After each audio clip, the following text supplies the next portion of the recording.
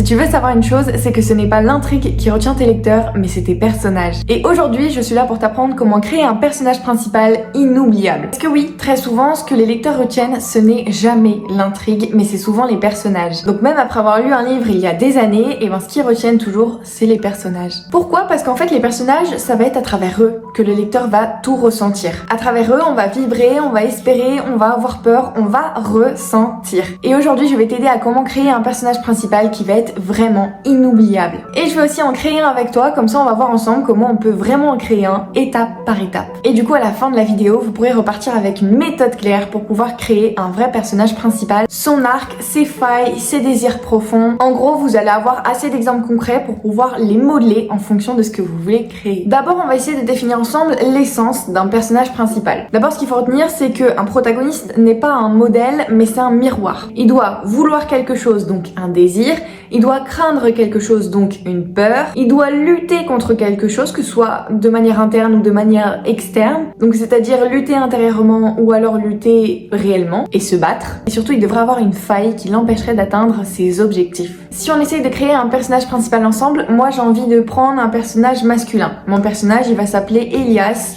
Il sera assez jeune, je vais lui donner la vingtaine. Sa première motivation, c'est qu'il va vouloir apprendre l'origine de ses pouvoirs, qui se déclenchent souvent de façon totalement imprévisible. Donc oui, on est déjà dans une fantaisie, j'ai oublié de le préciser. Donc déjà, vous pouvez voir une vraie direction émotionnelle qui va être la quête de sa véritable identité. Ensuite, on va se focaliser sur son désir, donc qui va être réellement le moteur de toute ton histoire. Attention, parce que très souvent, ce qu'on pense, c'est de lui mettre un désir qui va être assez compliqué. Sauf que non, ce qu'il faut, c'est lui mettre un désir qui va être très simple, mais par contre, une trajectoire qui va être très compliquée pour l'atteindre. C'est-à-dire qu'il ne pourra pas l'obtenir très facilement. Et aussi, ce qu'il faut savoir, c'est que son désir peut ne pas être forcément conscient. Et le lecteur, ce qu'il doit faire, c'est comprendre son désir sans que lui, il le dise très clairement. Il doit le comprendre à travers tous les premiers chapitres. Je vais te donner plein d'exemples de désirs, comme ça, tu pourras déjà t'inspirer de ce que je te donne. Comme désir, on peut retrouver le fait d'être accepté par les autres, le fait de retrouver quelqu'un qu'on a perdu, le fait de faire ses preuves aussi, donc de montrer au monde qu'on peut y arriver, le fait de protéger quelqu'un ou le fait de s'affranchir d'un passé. Voilà, je t'en donne quelques-uns, évidemment ce n'est pas tout ce qui existe, mais au moins t'as déjà quelques idées. Si on reprend notre Elias, notre personnage principal, lui, tout ce qu'il veut c'est comprendre l'origine de ses pouvoirs. Et du coup, en comprenant son origine, il pourra aussi les maîtriser. Parce qu'on se rappelle bien, il ne maîtrise pas du tout ses pouvoirs, parce qu'ils sont imprévisibles. Mais il peut aussi avoir un désir profond. Et son désir profond, c'est surtout trouver sa place quelque part. Parce que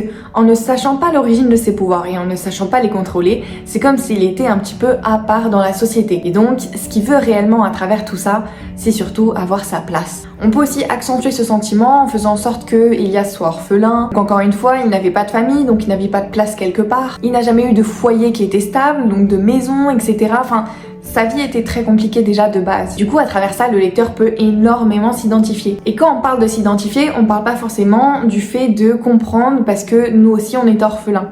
C'est surtout le fait de comprendre parce que nous aussi, à un moment donné dans notre vie, on a pu ne pas trouver notre place quelque part. Ensuite, on va se focaliser sur sa faille, donc ce qui va le faire souffrir. Je dis ça avec le sourire, mais évidemment, c'est quelque chose qui est pas cool pour le personnage. Une faille, ça va être quoi? Ça va être un défaut plus une blessure émotionnelle. En gros, c'est la faille qui va rendre ton personnage beaucoup plus humain. Elle doit créer plein d'obstacles. Pas forcément des gros, mais comme on le voit dans les relations, c'est des petits obstacles, mais c'en est quand même. Et surtout, cette faille, elle doit évoluer tout au long de ton histoire. C'est pareil, comme faille, je peux t'en donner plusieurs exemples. On a l'impulsivité, le besoin d'approbation, la fuite émotionnelle, le manque de confiance, la tendance à s'auto-saboter, donc à saboter ses opportunités, etc. Et encore une fois, il y en a plein d'autres. Donc on reprend notre petit Elias et avec lui, on va choisir de lui donner l'impulsivité. Donc il réagit sans réfléchir. Ça, ce sera sa faille. Et ensuite, pour sa blessure, ça va être donc l'abandon. Et donc sa peur profonde, ça va être qu'il a peur d'être rejeté s'il montre qui il est vraiment. Cette faille, du coup, qu'est-ce qu'elle va faire? Elle va l'empêcher de maîtriser son pouvoir, elle va aussi lui donner plein d'obstacles dans ses relations. Et en gros, c'est aussi ça qui va le rendre très intéressant aux yeux des lecteurs. Parce qu'on voit que là, le personnage, il est extrêmement humain. Comme tout le monde, il a ses qualités, il a ses défauts, et c'est ça qui nous le rend encore plus attachant. Ensuite, du coup, on va parler de l'arc narratif et donc de son évolution dans l'histoire. En gros, l'arc, c'est quoi? C'est au début, il va être bloqué à cause de sa faille. Au milieu de l'histoire, il va commencer à en prendre conscience et donc c'est là où ça va commencer à être un petit peu plus intéressant. Et à la fin, soit il peut évoluer, et donc là ça se termine bien,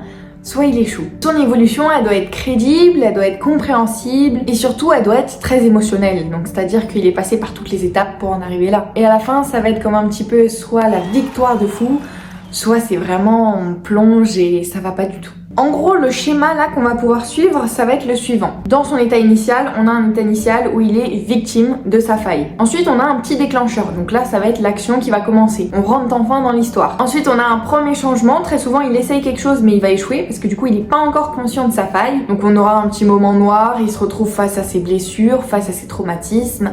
C'est assez compliqué. Et ensuite, il faudrait qu'il y ait un déclic. Après le déclic, on a la transformation et on a le nouveau moi avec ensuite plein d'autres épreuves qui feront que soit il y arrive, soit il n'y arrive pas. On reprend notre exemple avec notre personnage principal. Au début, notre Elias, tout ce qu'il veut, c'est comprendre son pouvoir. Mais, on l'a dit, il est trop impulsif, donc il va pas y arriver tout de suite. Au milieu de l'histoire, on peut faire en sorte qu'il découvre que ses pouvoirs vont réagir grâce à ses émotions. Donc c'est-à-dire que plus il va pouvoir contrôler ses émotions, plus il va pouvoir gérer ses pouvoirs. Finalement, c'était lié à la faille qu'il avait. Ensuite, on peut avoir un petit moment noir, donc on voit que la fin n'est pas tout de suite parce que il peut faire en sorte que il va blesser quelqu'un et donc du coup, il va être vraiment mal parce qu'il va se dire OK, j'ai su tout ça, mais j'arrive toujours pas à les maîtriser. Ce qui arrive ensuite, c'est qu'il va avoir un déclic. Notre Elias, il va se dire OK, là c'est bon, faut que j'affronte mon passé, faut que j'affronte ce dont j'ai vraiment peur, et là je pense que je vais y arriver. Donc au lieu de juste fuir et échapper à son passé, là il va devoir vraiment l'affronter, ressentir toutes les émotions qu'il avait enfouies depuis longtemps. Et enfin, au niveau de la fin, moi j'ai envie de quelque chose qui va bien terminer, donc il va réussir à maîtriser ses pouvoirs, canaliser ses émotions, et en même temps il aura du coup affronté tout son passé. Et maintenant il sera un nouvel homme. Maintenant on va parler des relations avec les autres, parce que ça aussi c'est ce qui est extrêmement important dans ton histoire. Parce que ton personnage aura forcément des moments de dialogue avec d'autres personnages, et c'est là où va être toute l'importance. À travers les relations que va avoir ton personnage principal avec tous tes autres personnages, on va voir toute sa personnalité. Et donc ce qui peut être vraiment intéressant, c'est que chaque relation qu'il a avec telle personne montre un aspect différent de sa personnalité. Ce qui est sympa, c'est que très souvent dans les histoires, il y a différents personnages qui font que ton personnage principal pourra avoir soit du soutien auprès d'une personne, soit un rival, soit une tentation si on est dans un cadre amoureux, soit quelqu'un qui veut le protéger, souvent c'est les parents, mais bon là ici il en a pas vu qu'il a été abandonné, soit quelqu'un qui va le confronter à sa faille, donc pas forcément un ennemi, mais quelqu'un qui va tout le temps le bousculer. On reprend toujours notre exemple, et avec Elias, ce qu'on peut imaginer, c'est un ami qui va admirer sa spontanéité, donc son ami sera tout l'inverse de l'impulsivité, ce sera quelqu'un qui va calculer chacun de ses mots et qui aura peur de dire la chose de trop. Il aura peut-être aussi un mentor qui l'oblige à prendre du recul sur la situation parce qu'il a personne d'autre sur qui compter. Ce sera en gros quelqu'un qui l'aura pris sous son aile depuis qu'il est tout jeune. Il aura aussi un ennemi parce que c'est toujours bien d'avoir un ennemi. Donc il y aura un ennemi qui pourra se nourrir de son impulsivité. Il va aussi jouer avec ça pour le manipuler. Donc là on voit bien que Elias doit impérativement travailler sur son impulsivité pour pouvoir surtout vaincre son ennemi. Et un amour potentiel, c'est toujours sympa d'en rajouter un. Maintenant, quels sont les détails qui vont rendre ton personnage inoubliable? Parce que oui, un personnage mémorable, c'est un personnage qu'on va reconnaître avec plein de petits détails. En gros, faut qu'il ait peut-être des petites manies, des petits symboles, donc que ce soit un bijou, une cicatrice, un carnet, quelque chose qui le caractérise vraiment. Ça peut être aussi une phrase récurrente, une scène qui va résumer un petit peu son essence, un geste qu'il fait quand il est stressé. En fait, il faut que ce soit quelque chose qui le rende unique. Je vais essayer de prendre un exemple pour vous le montrer, mais moi, il y a un livre qui m'a énormément marqué. C'est un livre de dark romance. L'histoire dans les détails, je m'en souviens plus vraiment, mais par contre, les personnages, je m'en souviens comme si je l'avais lu hier. Le personnage, déjà, il s'appelait Jacob, et ce qu'il avait de particulier, c'est qu'il adorait les burritos. Il en mangeait tout le temps, il en proposait tout le temps à ses amis. C'était vraiment quelqu'un qui adorait ça. En plus d'être un personnage qui était extrêmement joyeux, extrêmement positif, c'était vraiment quelqu'un sur qui on pouvait compter. Et réellement, moi, ce dont je me souviens le plus, c'est vraiment l'histoire des burritos. C'est débile, mais c'est quelque chose qui revenait tout le temps. Pareil que le fait qu'il regardait très souvent à la télé, je crois que c'était l'émission Bachelorette, quelque chose comme ça.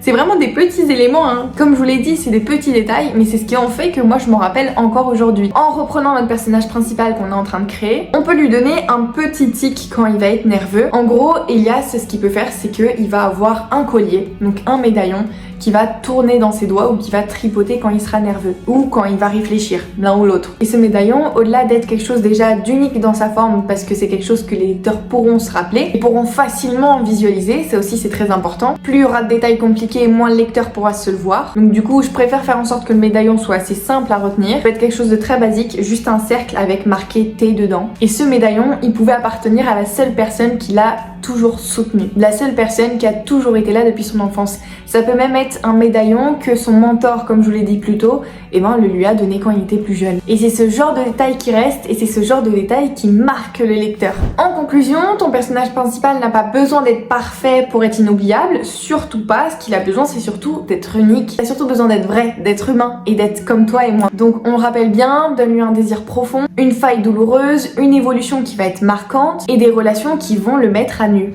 N'hésitez pas à me détailler votre personnage principal en commentaire, son désir profond, sa faille, sa motivation. Comme ça on pourra voir ensemble s'il est vraiment inoubliable et on pourra surtout l'améliorer. Sinon comme toujours, n'hésitez pas à liker cette vidéo si elle vous a plu et à vous abonner si vous voulez d'autres astuces d'écriture. Et moi je vous retrouve dimanche prochain à 18h dans une prochaine vidéo.